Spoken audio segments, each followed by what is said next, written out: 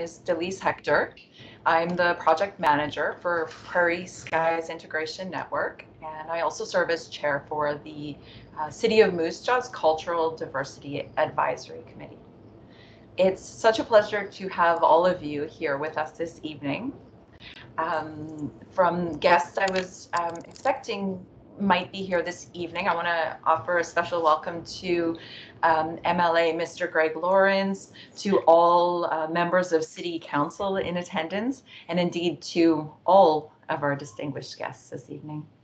Today we gather together from places primarily located on Treaty 4 territory. This is the original lands of the Cree, the Ojibwe, Saulteaux, Dakota, Nakota, Lakota, and the homeland of the Métis Nation. We respect and honor the treaties that were made on all territories. We acknowledge our history and the harms committed against Canada's Indigenous people. We're committed to moving forward in partnership in the spirit of reconciliation and collaboration. We are all treaty people. Land acknowledgements have become commonplace when hosting gatherings, but did you know that the practice is actually not a modern invention? In fact, it's rooted in formal protocols practiced by Indigenous people to acknowledge their surroundings. This acknowledgement was expressed in various ways, including using terms like all my relations, to signify one's interconnectedness with all of nature, and to note that everyone and everything depends on one another for survival. When arriving into another Indigenous territory, there was an acknowledgement of being a visitor. The visitor first acknowledges the ancestors, and then they mention any family ties. From there, they acknowledge that they are visitors or settlers, and they speak about their intention in being there. And lastly, they proceed to acknowledge the territory in which they stand. These protocols were followed mostly to keep good relations and respect between people. So how incredible that we get to participate in this age-old practice while learning more about our Indigenous neighbors and their history. I reference Reconciliation Canada for this knowledge that I gained, and I've put information for you in the chat if you'd like to follow up on that.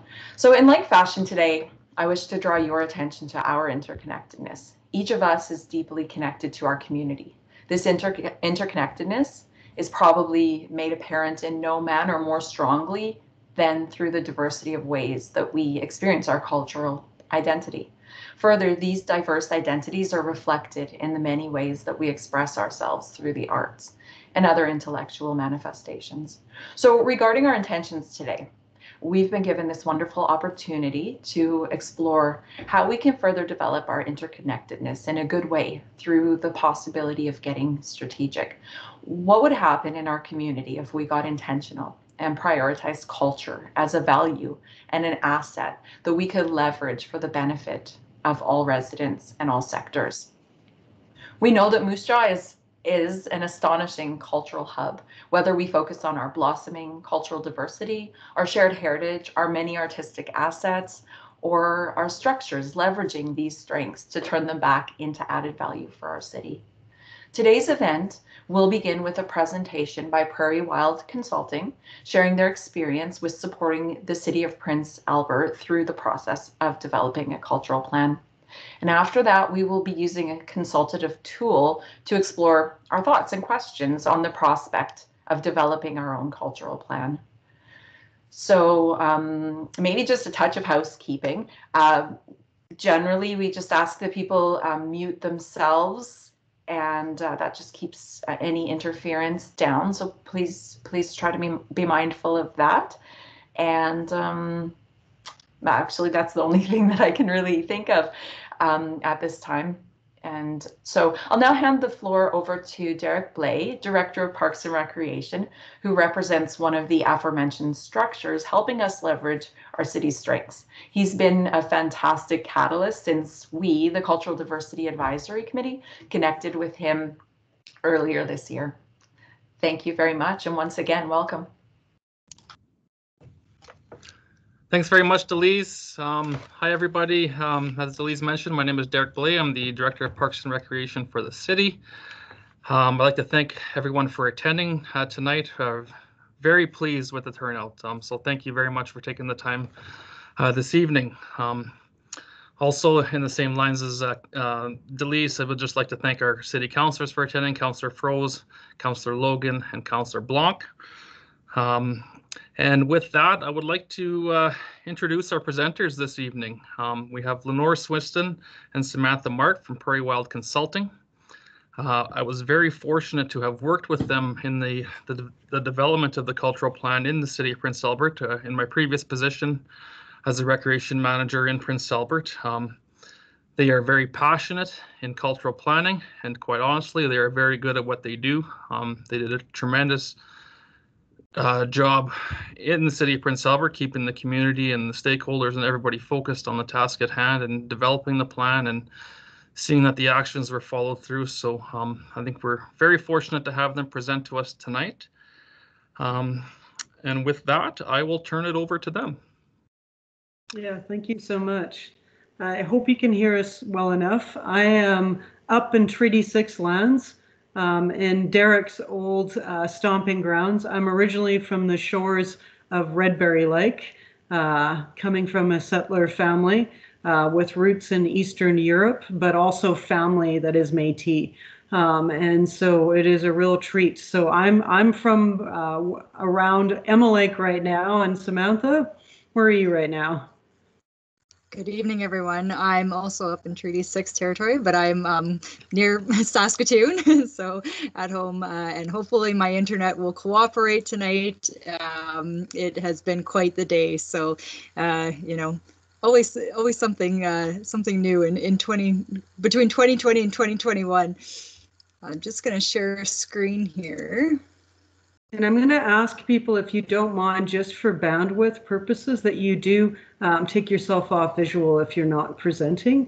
And then if there's any questions during the presentation itself, or you can't hear me or something's been mucked up or whatever, feel free. Derek, I'm going to have you kind of be our navigator. So if you see a hand up or something, let me know, because I can't see everybody on the screen, and we'll go from there. We've got about 20 slides that just give an overview of the kind of planning process. We're going to focus in on Prince Albert, but we're also doing work in Yorkton. So you'll see that Yorkton's original plan is there. So we'll just move forward on this slide, if you don't mind, just a little bit more about who we are, just so you know. Some of you will know us. We've done some work in Moose Jaw with the South Hill Local Area Planning Pilot Project that was launched there a few years ago. And just want to acknowledge again, Councillor Crystal Froese and Councillor Logan and Blanc, and to our MLA, Greg Lawrence.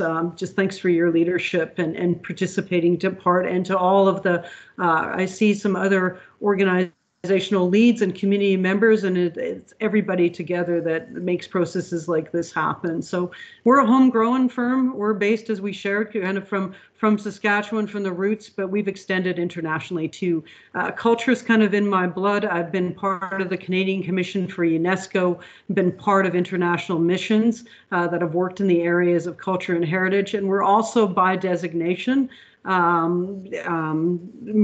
professional planning as well. And so we have our designation of RPP, Registered Professional Planners. So we also do land use planning and related. I'm just going to move forward on to the slide here because we want to get into the good stuff. Enough about us. But what we will say is that we do a lot of work in this and related areas. And what I will share right off the bat is that culture is one of the most thoughtful ways of engaging a community in wanting to do good and to do as, and you know, Delise, just thank you so much for such a thoughtful, beautiful introduction. There was such goodness in that, and that really is the touchstone of cultural planning. It's about finding a thoughtful way of engaging with the community about how to showcase, but also demonstrate what a community is all about and what its own culture is, and how to use culture as a catalysm, as a mechanism, and as a pathway to creating the best quality of life that you're able to for your residents, for visitors, for guests, and those that are doing business and organizational things within your community. So it is just such a wonderful way.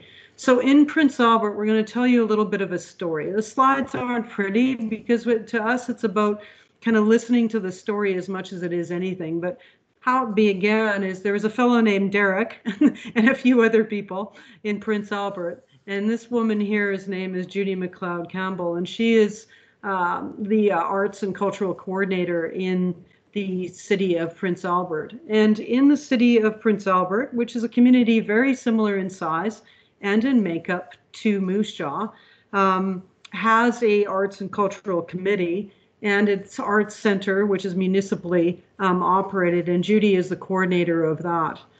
She came from roots up in the La Ronge area and realized that through kind of the work of their advisory committee, that maybe we can take this and develop more. And she'd heard about some of the work we had done in other places and said, I wonder, you know, and they went through a full RFP process. I believe, Derek, you're probably a part of that.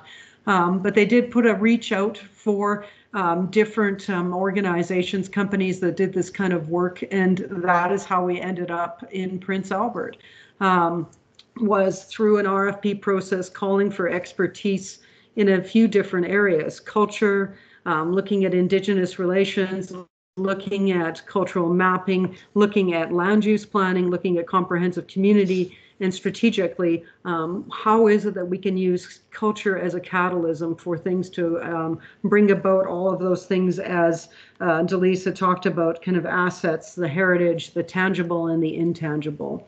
So they applied for a planning grant to start with.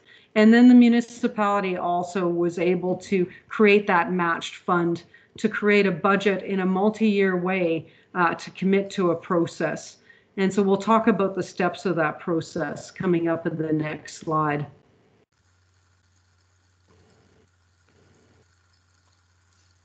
So in 2016, the process started after there was approval by SaskCulture to engage in a cultural planning exercise. And so in that first kind of step, it really was about bringing together through kind of the arts and cultural committee that had been somewhat in makeup with Judy as the coordinator within side of the city of Prince Albert, to bring together a steering group of people, and then us. And so literally we began with sitting around in a circle around a table in the art center where Judy was standing in front of in the previous slide, having a conversation about what does culture mean to Prince Albert. And literally that's where it started, is what does culture mean?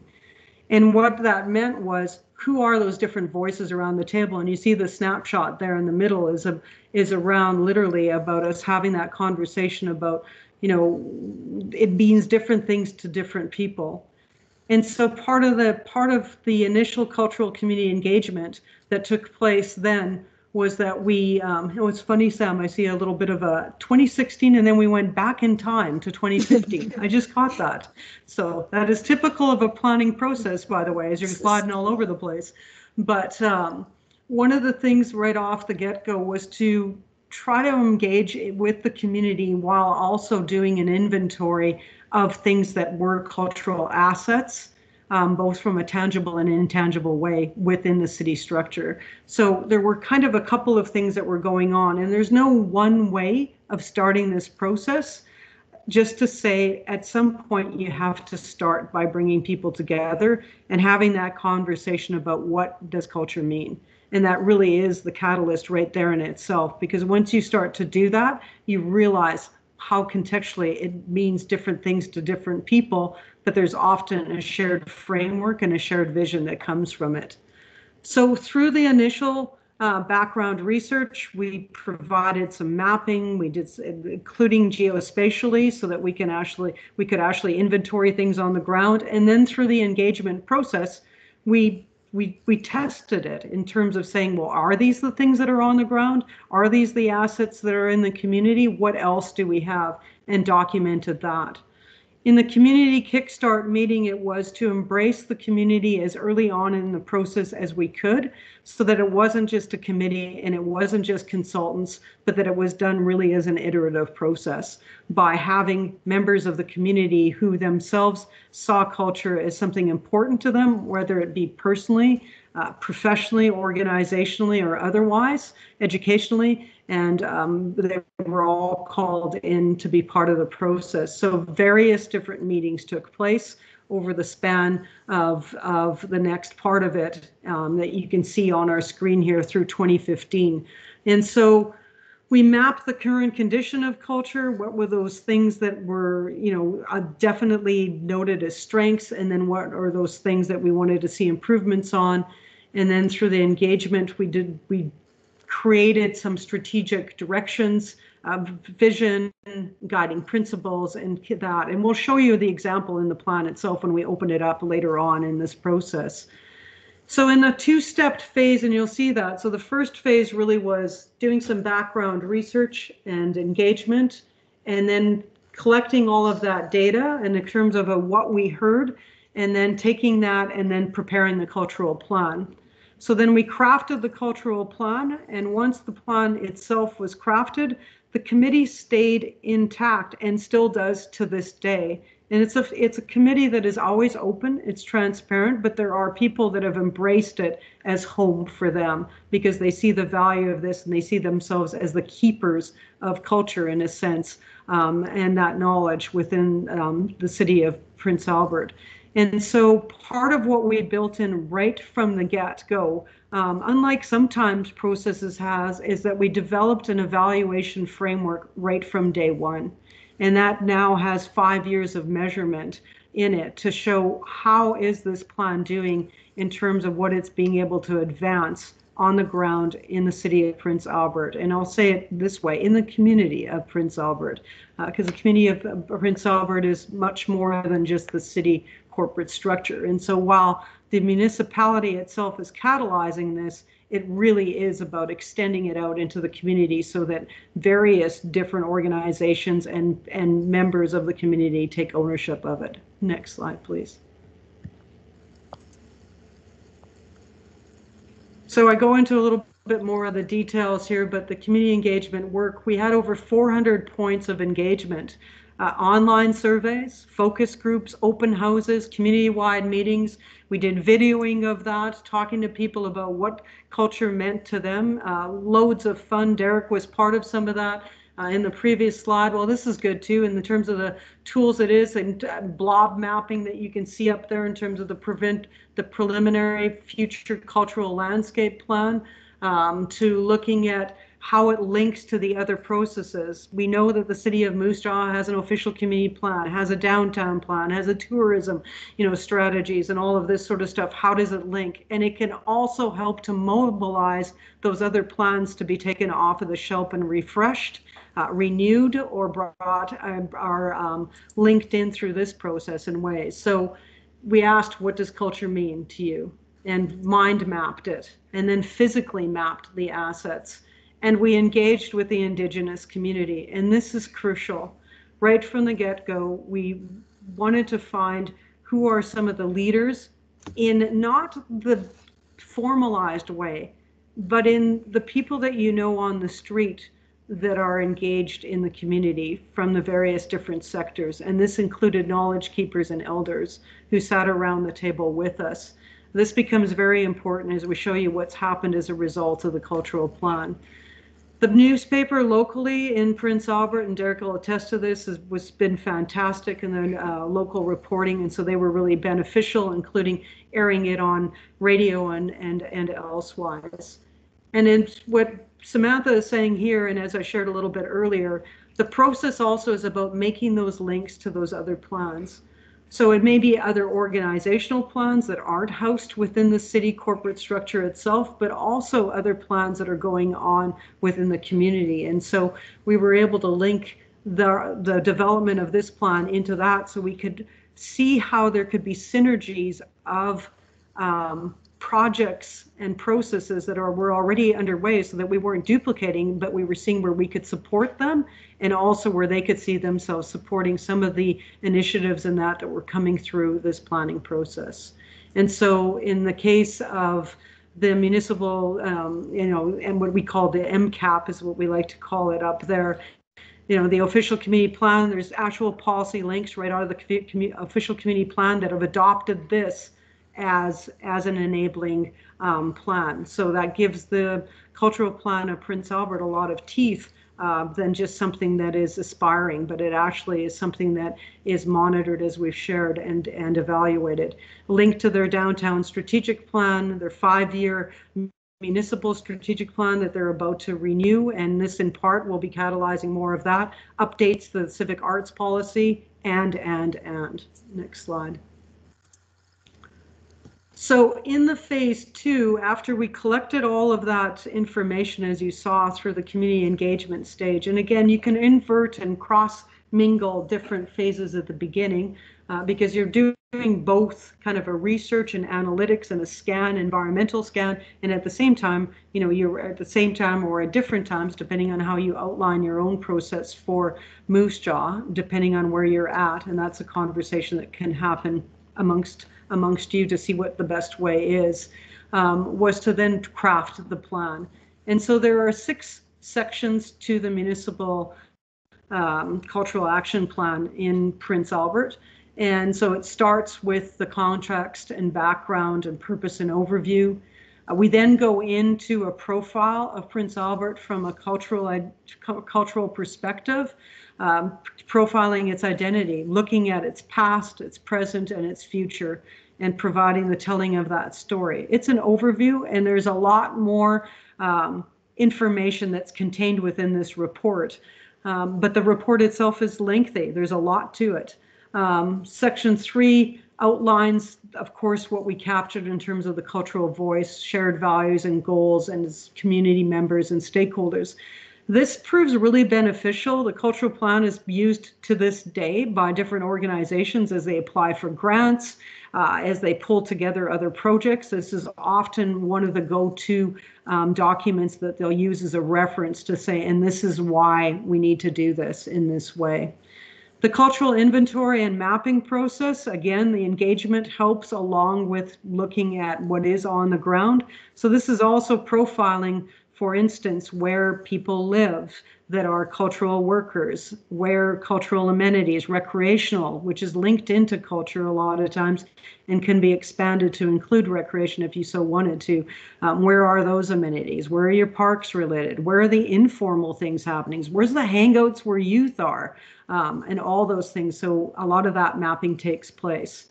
And then in section 5 is we actually wrote this in a policy framework so that this is something, again, that can be adopted by the municipality, but also utilized by various different stakeholders. And the thematics, the cultural themes of which you see there, there's 10 of them. They were developed wholly through the engagement process by the identification of the community itself. This is what they saw as the makeup of what creates Prince Albert's culture. And then section 6 is the implementation of the plan itself. Next slide.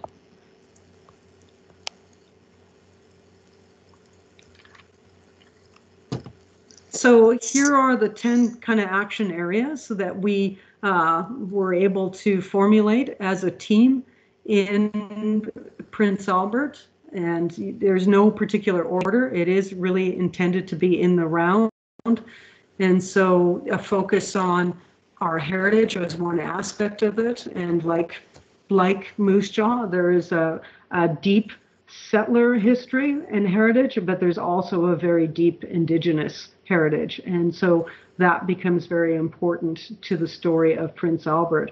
The population of Prince Albert is 50% pretty much between Indigenous and non-Indigenous, and this is a very important part to the community.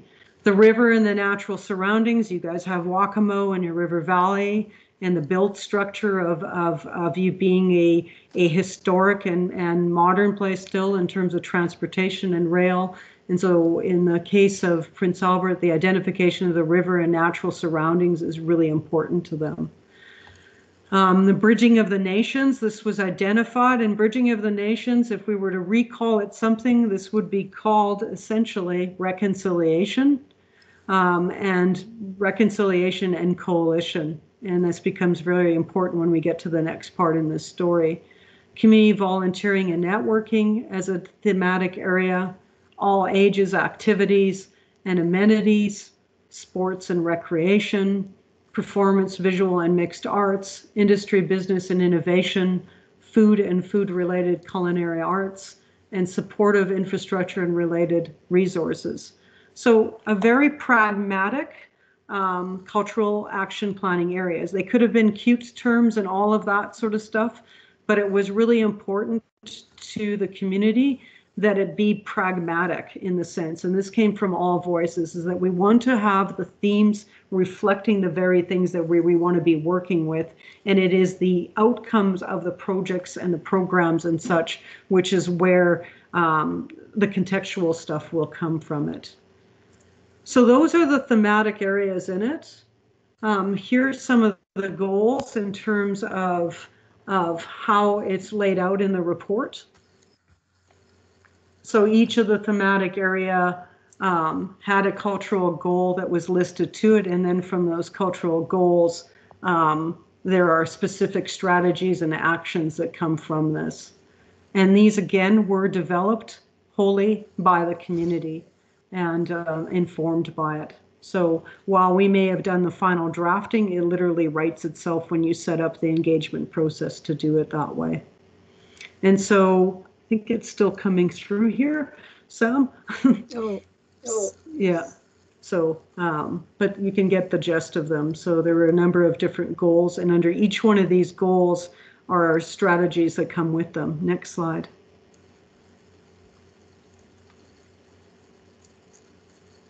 So now we're going to the implementation and evaluation. So I think at this point, Sam, if you're able to, I wouldn't mind if you could bring the plan itself up, and I'll just spend a couple of minutes showing how it's laid out.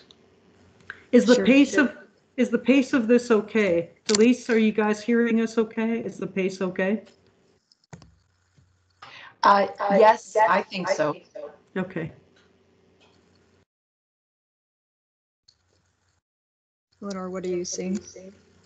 Still seeing the implementation and evaluation screen. Okay, Still seeing the PowerPoint.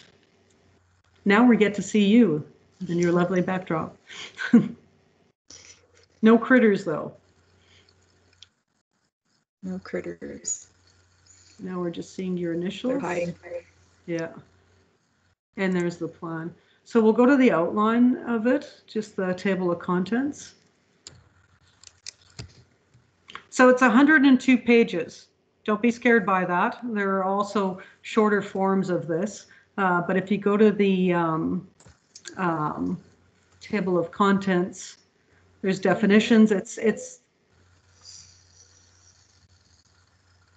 freezing. Oh yeah, that's okay. Where it's running through. This is outlining the stages just as you're seeing here right now. But if we could just get to a table, that would be what I'd like.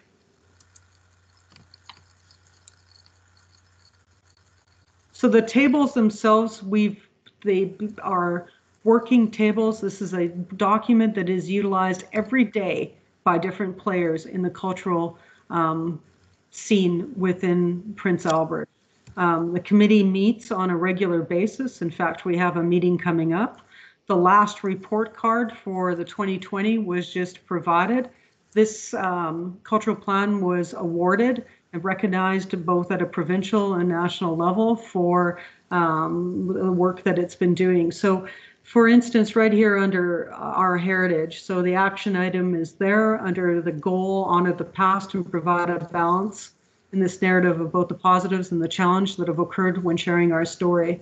The action item is promote Prince Albert's rich cultural history through tangible and intangible activities and initiatives that acknowledge and elevate Prince Albert as an historic gathering place, embracing this as a legacy building effort to further enhance each generation to come, paying our heritage forward. Now, this is written by the community with us, of course, laying it out.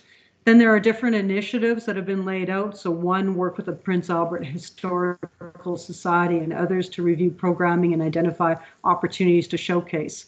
So then the lead is identified there. So you can see within the city of Prince Albert was identified, and then the partners that have. And then the time frame about when things like this will be started. And so each one of these items have been tracked. So there are spreadsheets that track this, so that every action that occurs within a cultural framework is documented in some form or within the city of Prince Albert, which is quite phenomenal when you think about it. The scale of the city of Moose Jaw is very similar to Prince Albert. So there's a heck of a lot of stuff going on in your communities. But what this is able to do is that organizations themselves and businesses and cultural, crafters and such and artists are always documenting their stuff. And this gives them the ability to share what they are able to. You're not going to capture everything, but you get a very good trend line on where things are at. And so this we'll now jump back to the PowerPoint. Because what it does is it leads to the ability for us over time to see how we're doing in each of these thematic areas. Are we meeting our goal? In what way are we able to meet our goal? And what are some of the things that are working well? And where might we want to have some improvement on it? And each year that we do this, we share the report card with the city council and make a presentation to let them know how things have been going.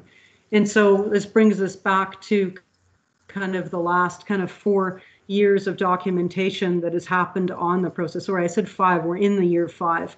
So 4 years going into the 5th year now. You can see the icons that you'll see on the screen. Some of them are full, and it's kind of like a 5-star approach if you look at it. And so if it's all 5 stars, you know that things are going pretty good in that. And where there's room for improvement, you can see that. So if you go to the left side of the screen for those looking at it, you'll see that in areas like food and food related, industry and business, and supportive infrastructure and related resources, which is literally finances on the ground and people in place to be able to do this, there's still room for improvement. We don't hide that in the obvious feedback of it. We celebrate the strengths, but we also note that we have to be very pragmatic in what is working well and where we need to keep refining and building on it. And so those tables we just show become the basis for the actions and pathways forward, and then to see how we're doing against the goals that we've set ourselves as a community. Bridging Nations, as you'll see, has a lot of 5 stars.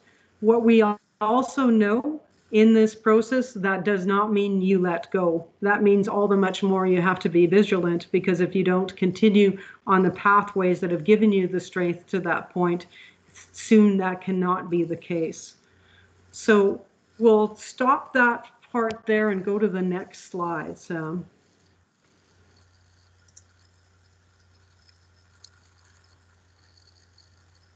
It's slow, it's still there. So this is the implementation and the evaluation.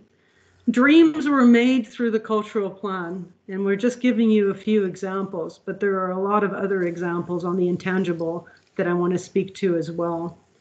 At the start of this process, and Derek can attest to this, there was a coalition that had been in existence in Prince Albert since the 1980s. A wonderful networking coalition of different organizations, a lot of them social-based, some of them cultural-based, sitting around the room on a month-to-month basis. But there was an absence, and that absence is what you'll see in the top square, the Indigenous representation. It was not there in a strong form, and it was acknowledged. The cultural plan acknowledged right off the get-go that one of the things that Prince Albert had to recognize is that they had problems around racism and discrimination. And so we didn't run away from that. Those stories were told. People shared their stories. They shared their stories of residential schools. They shared their stories of being in school grounds. They shared their stories of being businesses. They shared their stories of being employees. They shared their stories of what it was like to work with or not be able to with the city of Prince Albert itself. And councillors and the mayor and administration and community members and leads from everything from health to social services to the tribal council to various different bands that represented. We all listened to those stories through focus groups, through presentations, through one-on-ones and such. As a result of the cultural plan, and it kind of gives me a little bit of a tear, is that there were efforts always going on and continue to go on in Prince Albert in a good way. And I say that with earnest, in a very good way around the Indigenous focus and prioritizing the need for such. But the coalition was a result of the cultural plan in large part. There had always been a coalition of sorts by virtue of the federal government saying, we will give some support to try to help beyond just the Indian and Métis Friendship Center, beyond the Tribal Council, but trying to bridge.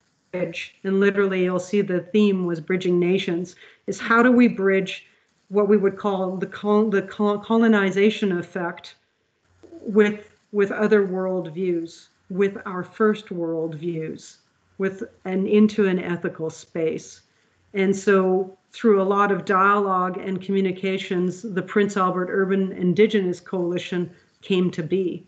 And that we give credit in part to the municipality itself for being a catalyst through the cultural plan to bring that about, because it was actually the application for that initiative came through the cultural plan. At the same time, the coalition, the Community Networking Coalition, which was identified when they were sitting a lot of times in circle, though they had some diversity of people that were sitting there, a lot of the organizations were non-Indigenous organizations supporting both Indigenous and non-Indigenous. We formed a working group. Well, that working group has now formed into something else, which we'll get to in a minute. But through the work of bringing together people in the community, and Derek can attest to this, is probably the most intangible value outcome of the cultural plan, is that people see each other in grocery stores today. They meet up with each other at ice rinks. They see each other in school parking, they see each other in school parks, walking along the river and other places, and they know each other. And they don't just know each other as those, they, them, and us, but as we are Prince Albert. And it's not in a light and fluffy way. It has meaning. That's not to say there's still issues. You just have to pick up a paper or radio anytime. There's still issues. But the point of it is that there's a coming together now of organizations in a way that we wouldn't have thought possible, that goes way beyond culture into the deeper sense of the social fabric and the actual infrastructure of the community itself. So cultural awareness training has now taken place within the corporate structure of the City of Prince Albert. It came right out of the goal of not some other policy, not the strategic plan, not the OCP, but the cultural plan. Signage, and to have bilingual signage of Indigenous language and the current signage that's there is being done. Adoption of cultural protocols by the municipality, which took a lot, including creating an ethical space with knowledge keepers and elders to find a way, in a good way, to be able to begin having meetings and otherwise to recognize the founding peoples and the founding lands and treaties and such. There are many treaties, and as acknowledged by Prince Albert, it was a gateway and a gathering spot for many different Indigenous nations, not just one, not just two, but many. And so that has come to be. So that Prince Albert and Urban Indigenous Coalition and the Community Networking created a working group. And in the next slide, one of the areas that we knew needed a lot of focus on, and we'll just wait for it to come up, created this. And we're happy to say that on the bottom corner there, you'll see 3 people in masks that just this week were in Prince Albert's City Hall giving a presentation about the CBYF, which is the Community Building Youth Foundation Futures, and a group that came out of, again, inspired and part of the cultural planning roots that was documented as an actionable item. And then through the working group of the CNC, the Community Networking Coalition and the Indigenous Coalition coming together to form one group.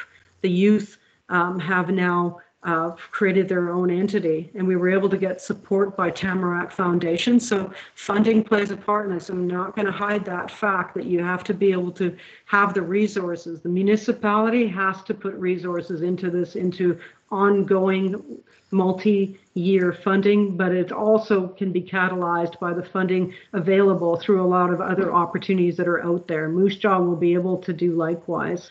So the youth group has now become a partner to both the coalitions that are now one coalition meeting together. Derek, you'll be happy to note that we now sit in circle together, not as two separate, but as one whole coalition representing Indigenous and non-Indigenous. And the youth are now part of the implementation team, along with Sam and myself and Delphine Martians and a few other folks that are implementing the cultural plan and other plans that have spun off of this. So next slide.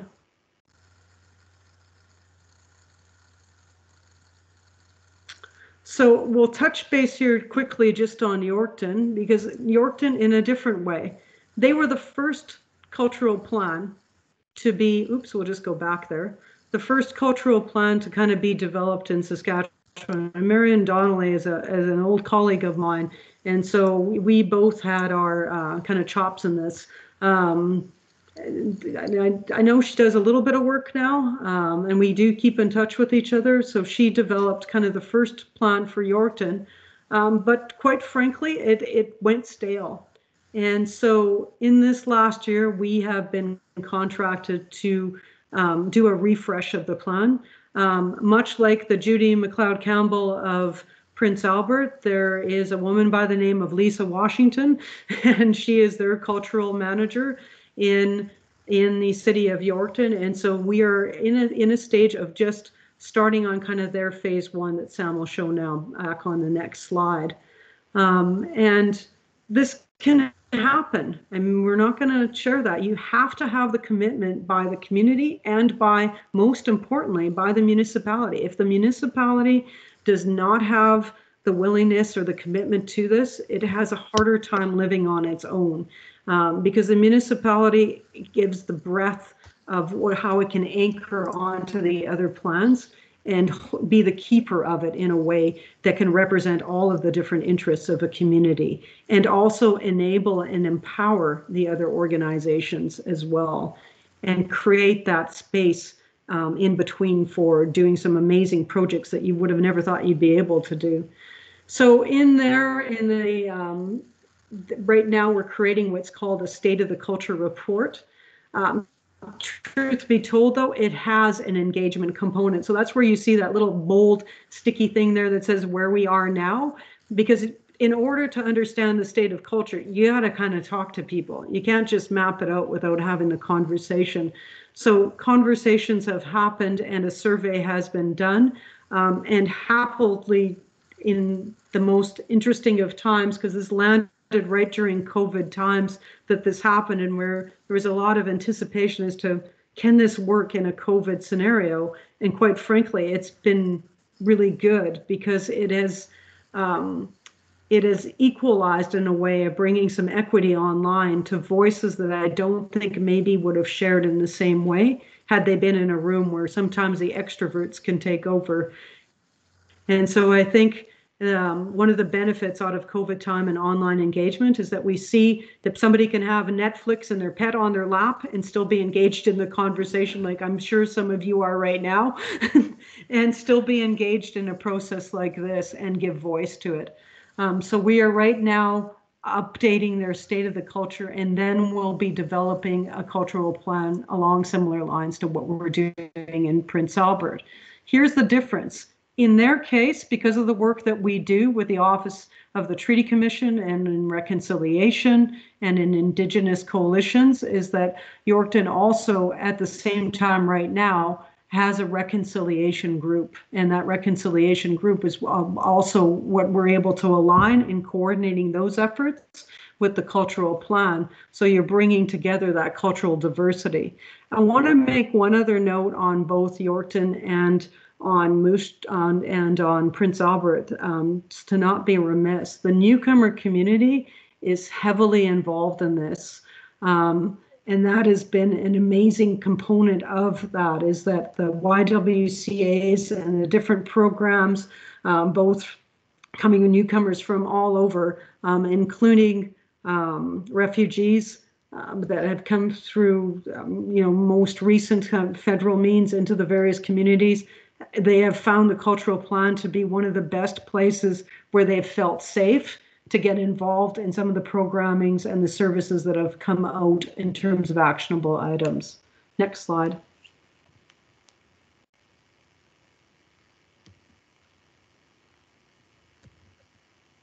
Still seeing that with this one. So this is just a slide going back to kind of the feedback on the Yorkton, where we're getting some of the feedback right now on some of the surveys, and this is in midpoint.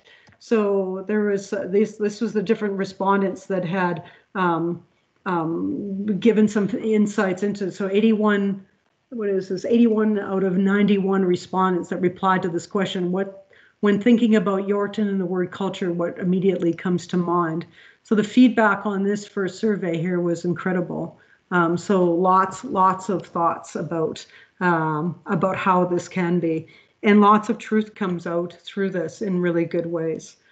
So that's just to give you a sample of where they're at in their process right now on an online forum bit. Next slide, please. So we end here pretty much. We've got another slide after this, but this is pretty much the second last slide.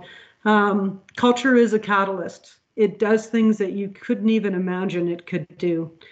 And in, going back to Prince Albert, we're now talking about, how do we create a space, out of the recreational component. There's so much that comes from this, but the intangible, the stuff that you can measure in stories, but that you don't even need to measure because you see it and feel it when you're on the street, that's where you see the best. It acts as a culture to a lot of things that you maybe never thought you even could.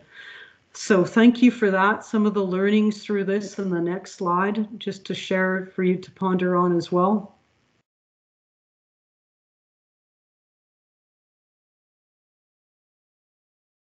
Yeah.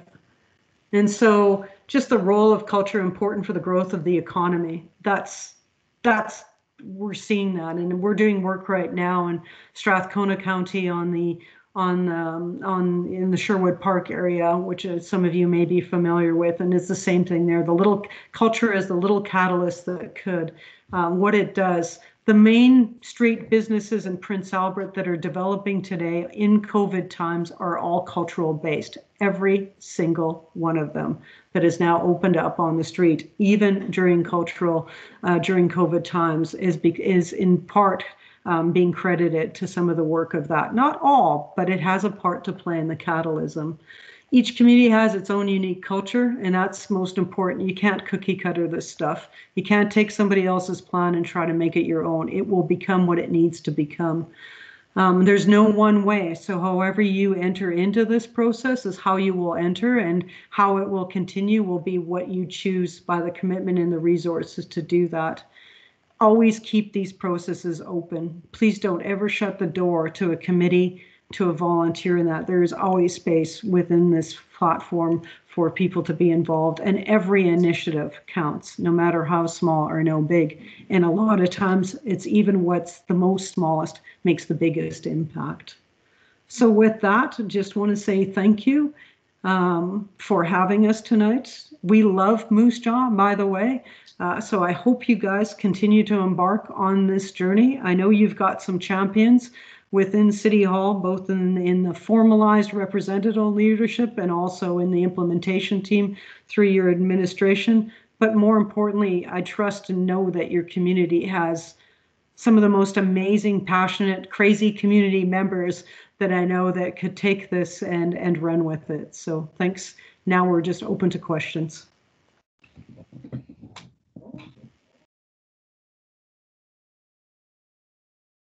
Thank you very much for the presentation. Really interesting, really insightful. perhaps mostly by using the hand-raising tool. We can take some questions now. If the hand-raising tool is a challenge for you, then try turning on your camera and waving us down. But yeah, let's take some questions.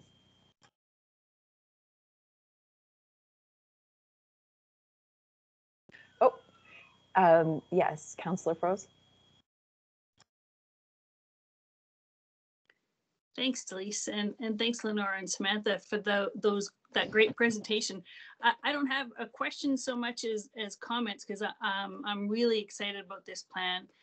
As we were speaking just before everyone popped on, I've been working with Delise on the Cultural Advisory Committee as well as the Heritage Advisory Committee, and with other leaders in our community, circulating the plan that Prince Albert did, that Derek was heavily involved in, to get a lot of feedback to see if we had an appetite here in our city for this, and which has resulted in the progression, and which is why we're all here this evening.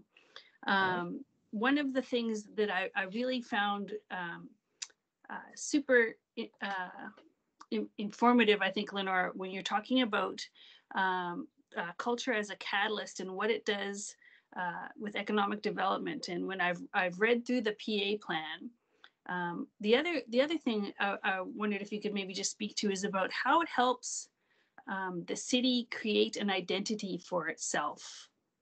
We have so many organizations and so many groups that work in silos, but like, how will this help us sort of create an identity that will translate into, you know, something that could enhance our tourism, or themes for, you know, the tangibles, like, you know, what we want our downtown to look like, and those types of things.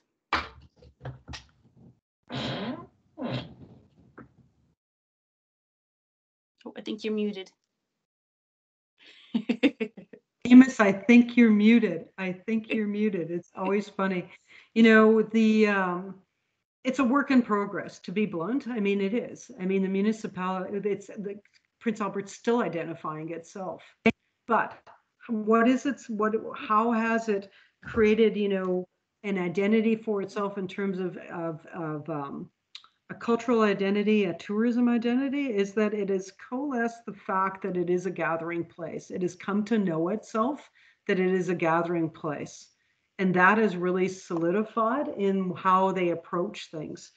And what it's done within the city halls itself is that it has been become, it's exactly what it is. It's become the catalyst for those conversations, so that when, you know, the planner, Michelle in your case, right, and her team in city planning, they're like, oh yeah, right, those cultural guys back here, you know, Delise and that, yeah, that's right, they've got this going here. And then downtown guys are like, right, I can grab onto that theme because they've given me a theme around this, and that means I'm going to go hard when it goes to our next update on the street enhancements. And the cultural plan's given us some cues as to what that is.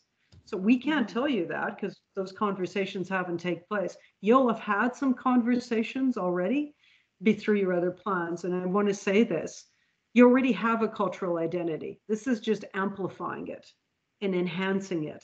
It's just that it's all in the bits and pieces all over. What it does is it takes those bits and pieces and puts them together so that you can become more synthesized in terms of what that means. Your downtown has good people doing good stuff, you know, and you've got other organizations that have been really leading the charge, you know, through your different advisory committees and different organizations, third party, that are doing stuff. So you want to be able to see what it is that they're doing and how to bring that story in, and to be able to bring that story and making a link so that you're not something separate from it, but you're building on that. I don't know if that answered your question or not. It did. Thanks. Appreciate that. Thank you to both of you for the question and the response. We will move into our thought exchange in a little bit. There's some of those pets we spoke about. We'll move into our thought exchange in a couple of minutes, which will get a lot of discussion going too, but I'll just wait in case there's another couple of questions or comments.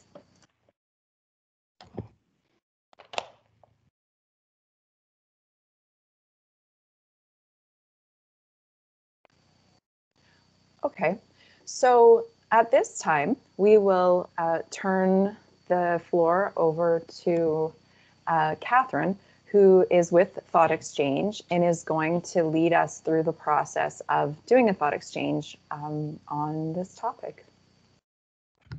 Thanks, Elise. So I'm on the West Coast. I'm on the traditional and unceded territories of the Musqueam, Squamish and Tsleil-Waututh Nations. So thanks for having me here today. So a couple of familiar faces, but for those of you that don't know Thought Exchange, so Thought Exchange is a platform that enables you to scale conversations in a really inclusive way. So as Lenore was saying, you know, the extroverts can often take over, but with Thought Exchange, you hear from all voices and not just the loudest within a community, and then you can make informed strategic decisions. So I'm going to pop a link in the chat. So you can either click on the link or I'm going to share my screen. So there's a couple of different ways you can join. Can you see my screen okay? So yeah, if you have your phone, then you can open that up, shine it at the QR code, or for those of you who prefer to type, you can go to tejoin.com and enter this code. So the question that we're asking today are, what are your thoughts and questions on the prospect of a cultural plan being developed for Moose Jaw? So instructions here, it's a 3-step process. In the first part, you'll be asked to share your ideas and feedback, share as many as you want. There's no limit. Once you've done that, head over into the star step and rate about 15 to 20 thoughts whilst this is open. And just to let you know as well, this is anonymous. It truly is anonymous. Like, I can't see in the back end what anybody's adding. So feel free to be quite candid with your sharing. And then at the end, we'll be able to see what the group has prioritized. So any questions, if anyone's struggling, let me know. I'm going to put 5 minutes on the clock here and see how we get on. And I will just be quiet and give you some time to think now.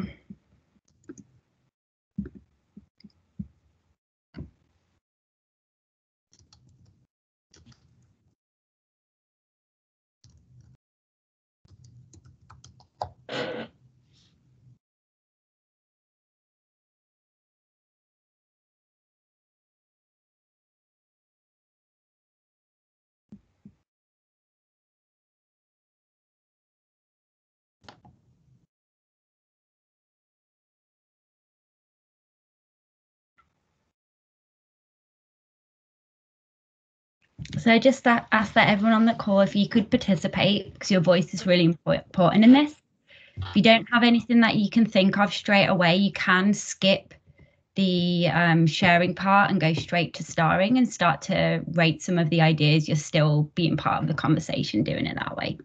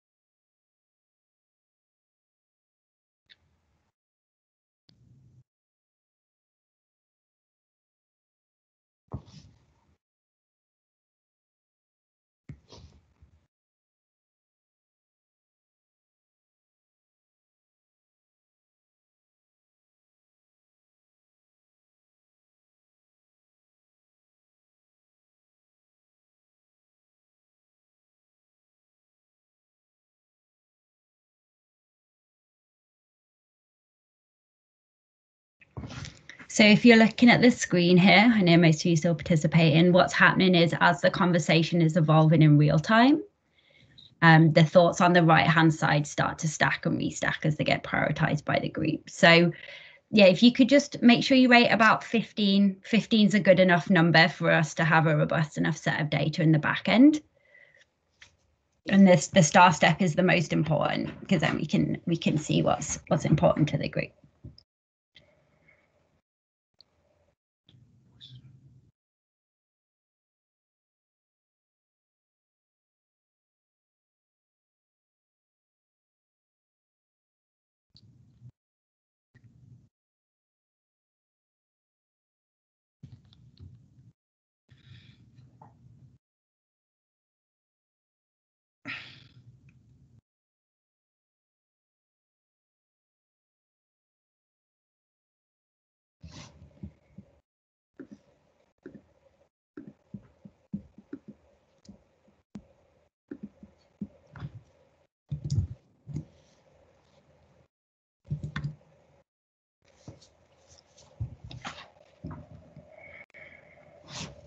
Okay, let's give you about a minute and a half here.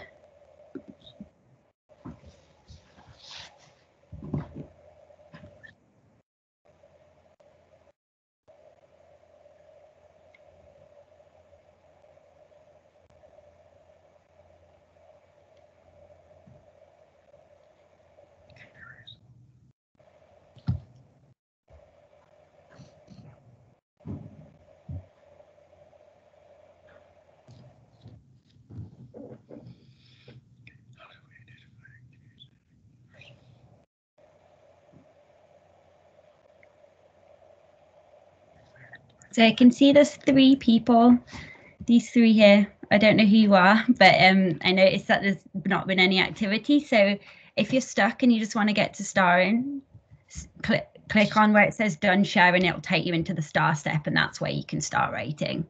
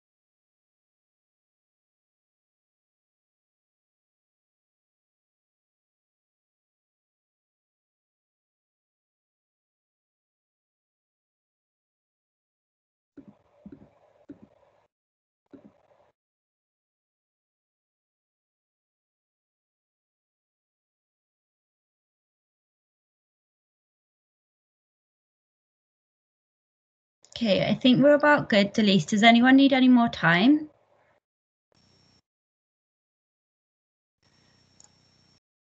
Okay, thank you, Catherine. Feel free to say if you would like some more time. We do have a bit more time in our event, so I don't think that we need to rush it by any means, but perhaps people are also, you know, through a lot of the discussion and ready to carry on. I'm not sure what to say. I know what my experience is. I could go on with this, but would you like to put in the chat whether you'd like to move forward or take a little more time in the thought exchange, folks?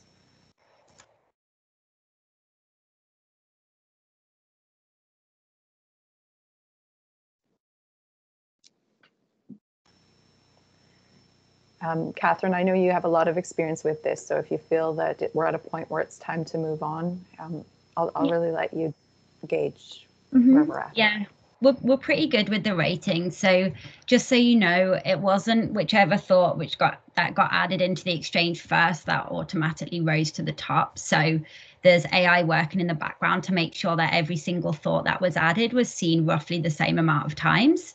So that gives every single idea the opportunity to rise to the top. So this essentially is what you've prioritized as some of the kind of ideas and thoughts and questions that you have. So I'll leave the exchange open as well, so it won't close when I leave the screen, and I'll share back the report with you, Delise, as well, and you can kind of use that for future discussions or however you want to use it.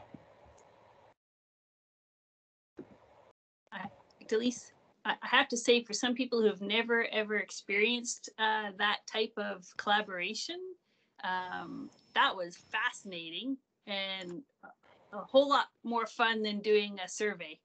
So that was really, really well done. I really enjoyed that, and I enjoyed the comments too. I'm not sure if anybody else, I know there's Councillor Logan and Councillor Blanc on here as well, but and that this whole process too was led from Jerry from the committee. He introduced this to the Cultural Diversity Committee. So thank you, Jerry, for doing that. Yeah, I see Jamie. Yeah, because we're normally used to looking at surveys and going through paper. Yeah. That was a lot of fun. It was very good. Yeah, this is super good. I said last night in the meeting that I was certainly looking forward to this event and just to see how it worked, and amazing. I can't say enough of the instant feedback. It's so wonderful. So thank you very much for this. Yes, no, thanks. And yeah, if you there's a whole suite of analytics in the back end as well, so you can identify where there's differences of opinion and also where there's common ground, which can be really helpful for something like this, because you'll have different people that have different priorities, and then you can identify, okay, so where do they come together? What's some of the things that we can action where we've got lots of agreement? So yeah, if you're interested in having a look at that at any point, then happy to show you as well. But yeah, I'll leave you to get on with your discussion. Thanks so much for having me on the call. Thank you. Thank you. Bye. Okay. Catherine, thank you very much. I wonder if we could call you back in for a minute, and I don't know if you have something you need to rush off to, but I wonder if you could just show us a view again of which things were rising to the top, if you have a moment, and lead us through a little bit of that. I think it would be helpful to the discussion. Oh, no, you know what? I think that Catherine did need to rush off to something else. She had switched her schedule around to be with us this evening. If I recall correctly, the top one was around the municipality needing to kind of lead the process, or not lead the process, but provide the resources for the process for it to be able to happen. So I think that was the number one there. Just so you know, there are a lot of online engagement tools. So we utilize a lot of these tools in the work that we do, because that's the online tools are there, and a lot of them are free and wholly available by organizations to use too, which is really great. So COVID's done really well in terms of, I think, bringing to the forefront to the community the ability to engage this way. We do share, though, that you have to acknowledge, though, that not everybody is able to participate through a digital divide. So you always have to be mindful of finding various different points of engagement to ensure that people that may not be digitally literate have the ability to contribute into processes too. Yeah, and that's a really great point. Obviously, with you know, whether it's literacy or technology or what the challenges are, certainly during this time of COVID, we've been quite limited in the ways that we can engage, and it has left people out for sure. And it's also given us a lot of innovation. But that's a critical point, especially, you know, hopefully as we move beyond COVID, hopefully. So. Yeah, we will have a report coming out of the thought exchange activity that we did. And so that will be sent out to the group so that, excuse me, one moment.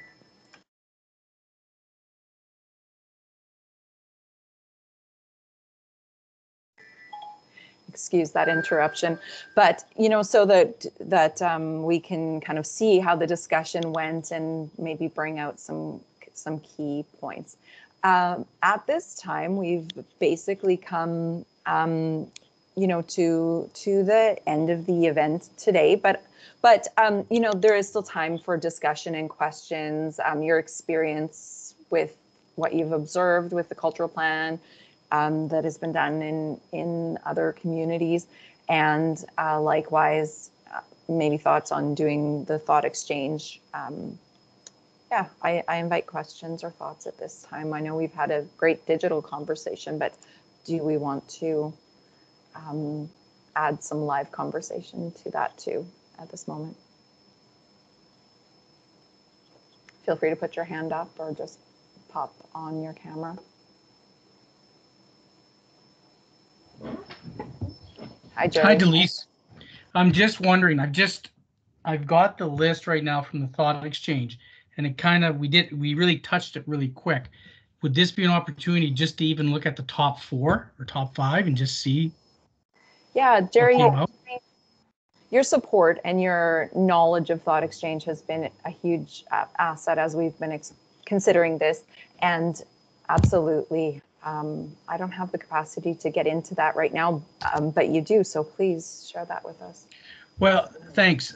So as Lenore mentioned, yeah, these platforms are very useful because if you can get a level of saturation, you can determine a theme will percolate. You'll see it, right? So just in regards to I'm looking at it right here. The top kind of hit was the person who wrote, I think the idea of this is amazing and quite frankly, long overdue. So that was rated a 4-star. The next one was, I think it's a great idea. So again, very similar. And they kind of added, it's important to bring all people together in a non-judgmental way and teach others about group culture. I like what Lenore mentioned as well in regards to that this is just one means to be able to get a snapshot and get some information together. We do have to have other veins to be able to get out to the community to be able to truly get a complete picture of what is happening and what is transpiring in the city of Moose Jaw. The next point, and interject at any time, anyone. I really like this one actually. That and it's interesting that the third point that was most agreed upon was there are so many groups working in silos. And just listening to your presentation, Lenore, it sounded like this is not atypical from other communities.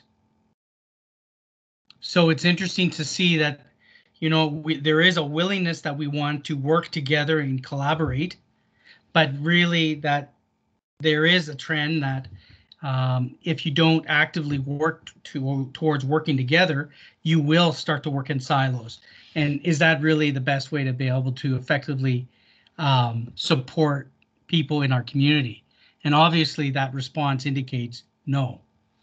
And then again, also, I like the fourth point in regards to greater community engagement. And again, people were reinforcing that.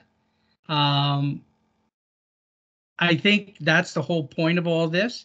And I know that I'm really happy to see that, especially with the presentation that Lenore and her team has put together and through Thought Exchange, that we are looking at trying to engage the community, to break down walls and to work together to better serve our citizens. So I'm going to be quiet now and I'm going to turn it back to you, Delise. But I think it's really important that we highlighted at least those 4 points right off the bat. And I would be interested to see anybody else's comment in regards to what their thoughts are regarding this process. Jerry, thank you for leading us through that. I've clicked through and got to the right link to see the responses now. And I just think that's really important, especially as this is being recorded and some others will view it later. So thanks for highlighting those things. And now I open the floor for any other comments or thoughts, whether from our consultants or others participating.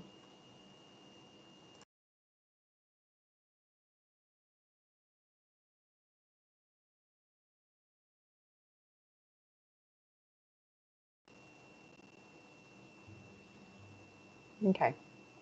Well, everyone is pretty quiet at this point, so I think maybe people feel that they've had a chance to express, what was on their mind through the exercise we did.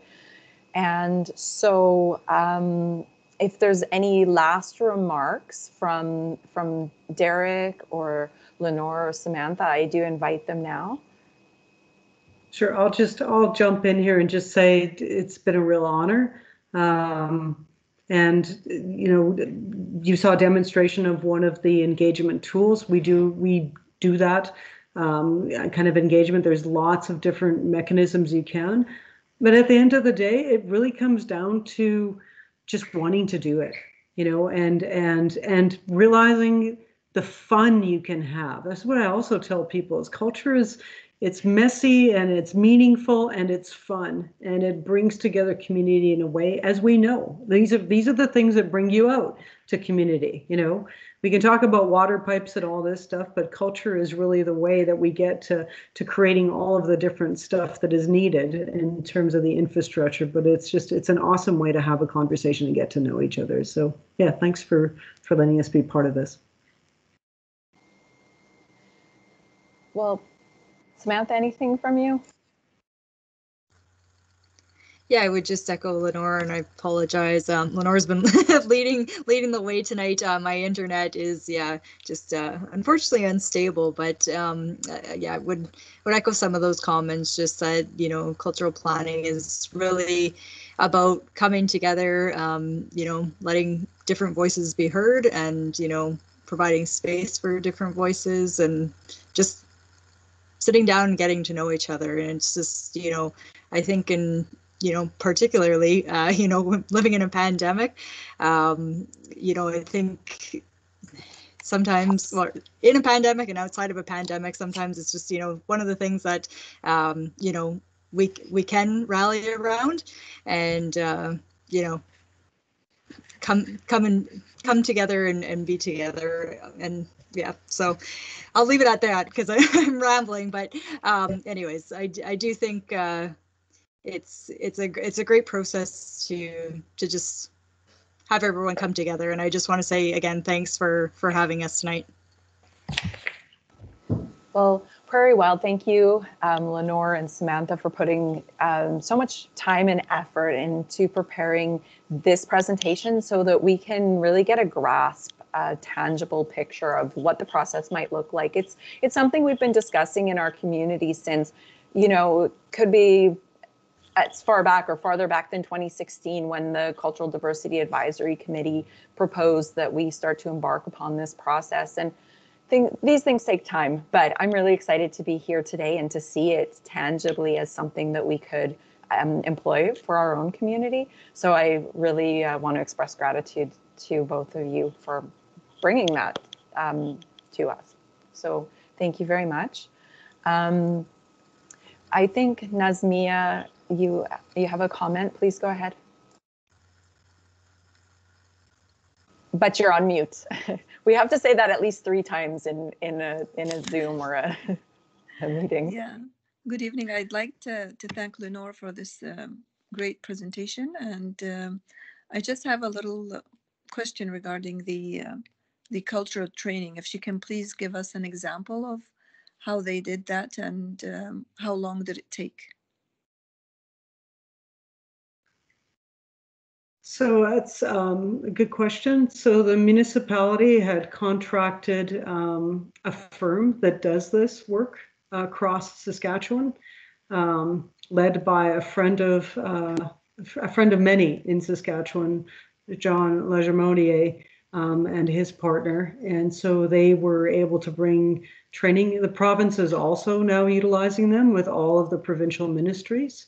And so they come in and do a session, can be a day, can be a couple of days, it can be spanned over a few weeks. So in the case of Prince Albert, I believe that it was kind of an intensive 2-day session that they had for their employees. And then other cultural training and sensitivity has been done by various different organizations through various different local people that have that training. So whether it's the YWCA or the Man Art Gallery and otherwise. So there has been a kind of a deployment of a whole bunch of different people that have that background. In addition, we do, through the Indigenous Coalition, we do what's called traditional knowledge teachings. And so every time we get together, there are traditional teachings. And then at some of those coalition meetings, there are also teachings that come through other cultural too. So there's various different ways that training happens. And how do they choose the participants? Like, how do they invite, how do they go about inviting the people, or how does that work? So again, depending on who it's for. So the municipality itself invested, like they invested some resources and then did a call for all of their staff to participate in it. So it was a call out to everyone. And then at the community level, there are various different points that it's offered through, either through the organizational membership or just a general community call. We have an extensive directory that's been created as a result of this. That's one of the actionable items. And on that directory, everybody is listed and everybody is part of that network. And so it's kept by a few different organizations, and we are the keepers and part of that. And so it's circulated out, information is shared on a day-to-day basis. You can sign up and receive that information. It will come to your email inbox and then available through social media as well. Thank you very much. Thank you. That was very informative. Yeah, I'll add one other thing. What ended up happening during COVID, there was we didn't know where to put ourselves last March. Everybody goes back to just 2 weeks, less a week. Less 2 weeks a year ago, we were all there. In Prince Albert, due to the directory being there in hand, we were able to deploy the cultural directory into a COVID emergency directory to be able to show what funding was available through COVID, what organizations could apply for, who needed food, who needed supplies, and it became an exchange network. So without having had that directory before, I don't think we could have been off the ground as quick, but it literally empowered folks from the Indian Métis Center, from the West Flats Community Center, all the way through to be able to work together in a way to help. And that was literally the result of that directory. Yeah, I think that was a great idea too. Great.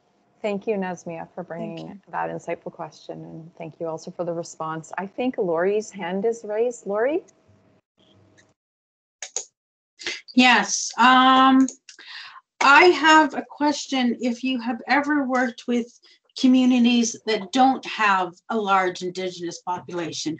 You mentioned Prince Albert and Yorkton, but of course they have way larger Indigenous population than we do in Moose Jaw here. And then how you go about asking the Indigenous community when it's as small as what we have here. Yeah, that's a good point. And I mean, maybe surprised by how deep the community is when you reach out to them. So, I know through various different efforts, there are entry points. We've done some work in Prince Albert around Moose Jaw when we talked around homelessness, and we talked around different housing initiatives through other work that we've done at a provincial level through the Métis Nation and through their housing division. So we've been in Moose Jaw in that effect, and you may be surprised, but there are some pretty strong networks there that can be tapped into. So I think it's a matter of finding some of the people in those networks and following up with them and inviting them into the process and utilizing Indigenous protocols to do so, of which there are. And so it's a matter of finding out what they are and then engaging in them. And any specific examples or communities that you've done that with?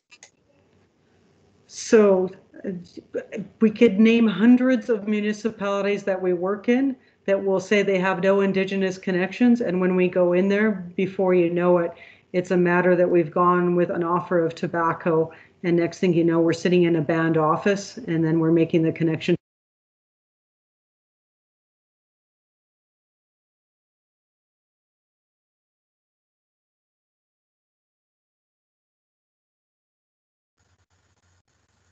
Lenore, I think you're muted. Lenore? Yeah, Lenore, you're muted. My cat muted me. I figured. So yeah, so in a lot of the work that we do, that is, we go through protocol and we could do the request. So yes, there's lots of communities that don't have large populations, but they're there. Any follow-up from you, Lori? Great, thank you, Lori. Okay, is there any other questions or thoughts at this point? Perhaps the cat has one. Yeah, this is Mr. Fallowfields. Okay, so maybe just to bring it together at this point, from what I'm observing and what I know at this point, I think we're at a point where really this is an exploration. This is why we've called all of you together. We have not definitely said, you know, we don't have authorization to go forward in this manner. So it's really about the key question of whether our community wants to do it. And it seems to me that we've heard quite loudly that our community, those of you here, do support the idea. We do have, the city has placed a grant proposal with, I'm sorry, I'm going to blank here, but I think Stakeholder, to engage in their funding process for, they can provide funding to help support us through this. And we're at the very start of that, which is the research piece. So, you know, it's going to be dependent on funding. It's going to be dependent on support in the community and support from our council, city council, and things like that. So I don't want to give the idea that we've called you here to tell you this is a process that we're definitely going on. This is something for all of us to decide together. And thank you for bringing your voices to that. I think going forward, the Cultural Diversity Advisory Committee just met. We will meet again next month, and this will definitely be a topic of discussion. And then we'll see how we can proceed from there. We will also see whether we succeed in accessing that grant or not. And otherwise, I really invite your questions, your feedback in the meantime. I'm sure you can direct them to Derek. I'm sure you can reach out to Prairie Wild if you have questions about the process, and you're more than welcome to reach out to me as well. So I think that's what I wanted to share now, to kind of get everyone on the same page of where we're at.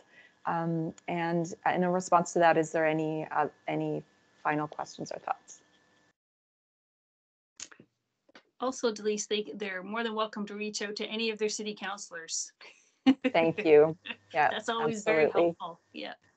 Yeah, absolutely. And I think a process like this will only hopefully increase the engagement. And I think that's part of the reason why the city is interested in this. So thank you very much for that very important point. Yeah. Absolutely. Okay, anything else? Derek, anything from you?